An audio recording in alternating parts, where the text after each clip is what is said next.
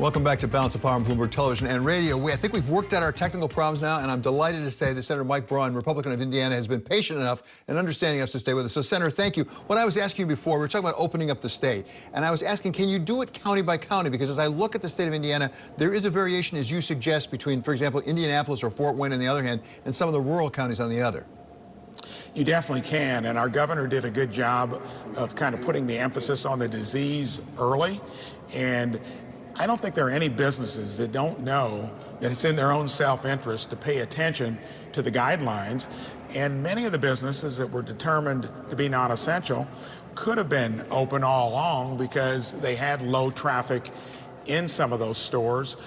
So I think businesses are ready to go. They know that it's kind of a new normal. And yes, we need to do this county by county because, as I said earlier, if we do the safest thing only, and I mean you still pay close attention to everything we've learned about the disease, we're going to be dealing with stuff we can't see now on an economic basis later. And some of that could be bankruptcies, places not coming back. That's why it's important to be entrepreneurial from here forward to reopen. As you say, Senator, there's a risk no matter what you do at this point. The question is how you manage the risk. Are you confident that you have the testing capability in Indiana so as you start to open up, you can spot hotspots as they develop fairly quickly?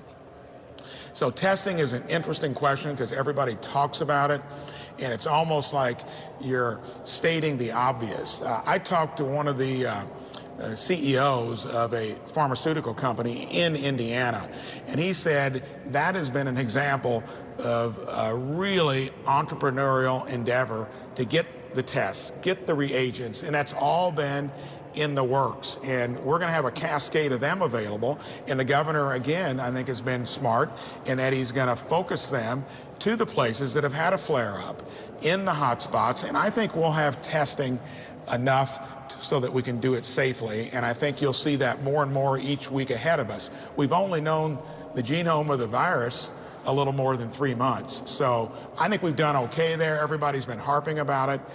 And from what I understand, the 40 companies that are working on it have been doing everything possible to get them to the market to be used. Senator Braun, talk to us about the food supply chain, because you have a lot of food provided by Indiana. You also have a Tyson's plant that I think is something of a hotspot as well. Are we concerned about the food supply chain? So when it comes to food supply and the processing of it, the process is more elbow to elbow than many production lines in regular manufacturing. So it does present a challenge there. But again, when I talk to the people that run these companies, the employees that have to feel secure working there, they've done a lot by putting like plexiglass barriers in between, maybe stretching out the line a little bit. If we would let food security become an issue, it's going to take what has been kind of a dire situation to date and even make it worse. And again, I see the companies that have to deal with this, they're not taking it casually because, again, for the sake and safety of their employees, of their businesses, they know they need to do the right thing. We got to be very careful with food supply because it's probably the most important component to get through this to where that doesn't get disrupted. So, Senator, we know President Trump invoked the Defense Production Act with respect to some of those meat plants, those meat processing plants. As I understand it, you think maybe they should also apply to some frozen fruits and vegetables. I did, because I think processed fruits and vegetables, generally in the canned form, would be the foundation for food banks. And when you really get down to a food supply, that is more transportable. It's probably the basis of, and I thought it needed to be looked at in the same way as poultry and livestock. So I think we just need to pay special attention to that part of our economy. And you got to remember, agriculture was the only stressed sector of the economy going into it.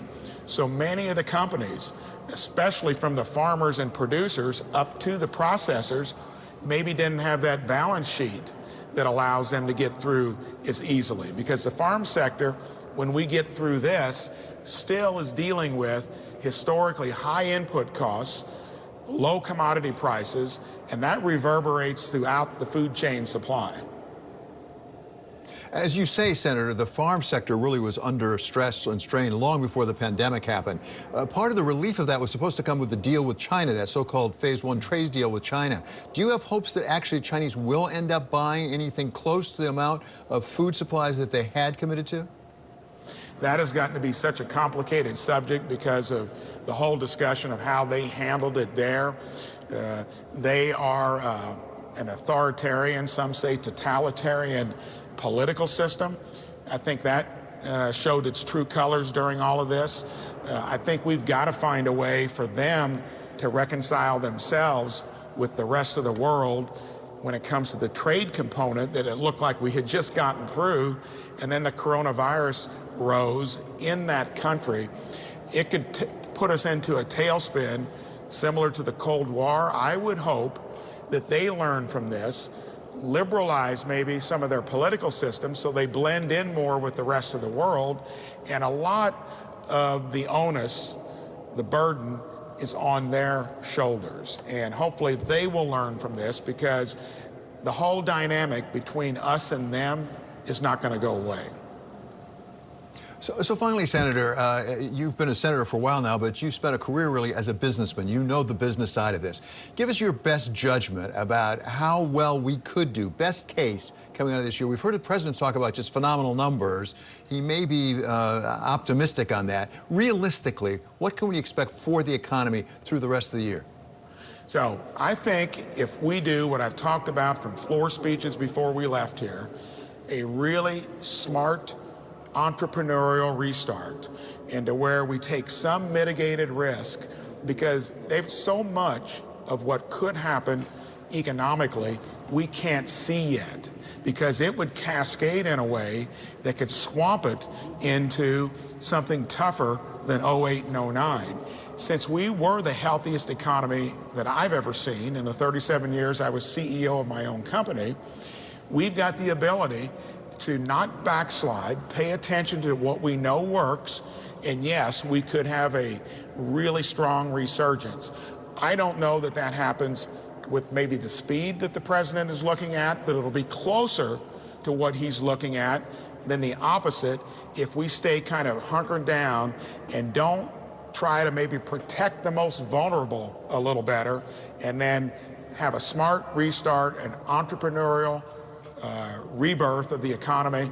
And yes, I think we can see good things sooner rather than later. Okay, Senator Braun, thank you so much for your time and your patience today with those technical challenges that we had. That is Senator Mike Braun, Republican of Indiana.